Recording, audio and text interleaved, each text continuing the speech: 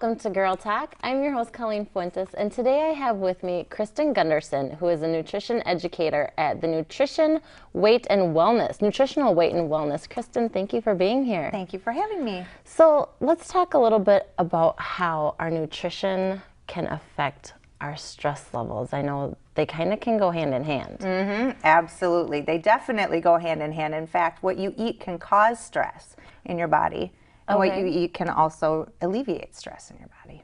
So what's something that can cause stress? Because I will definitely stay away. I don't know, once you hear this, you might not.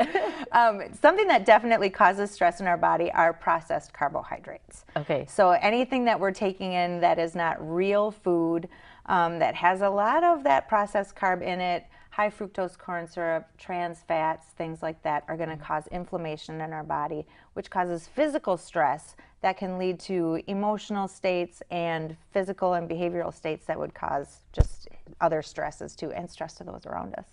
So is it all the good stuff like the candy bars? Yeah. The chocolate? Not chocolate necessarily, but the things that, we grew up with thinking were, maybe going to help us lose weight, things like that. Diet sodas, low-fat snacks, things like that are actually creating a lot of sugar in our body, which damages our cells and ages us and causes stress.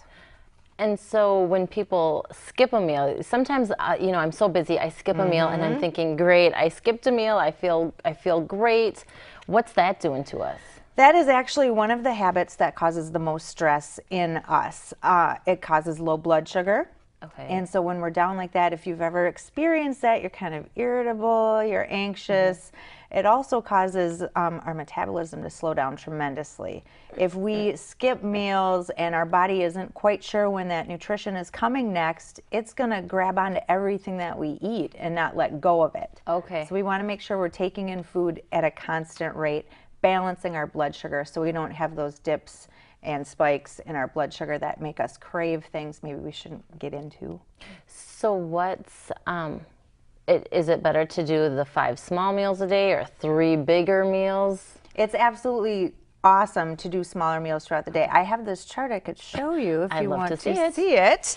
All right, so right here we have something that is kind of representative of our blood sugar and what can happen if we have it balanced and what can happen when we don't have it balanced, and how it can cause stress in our body.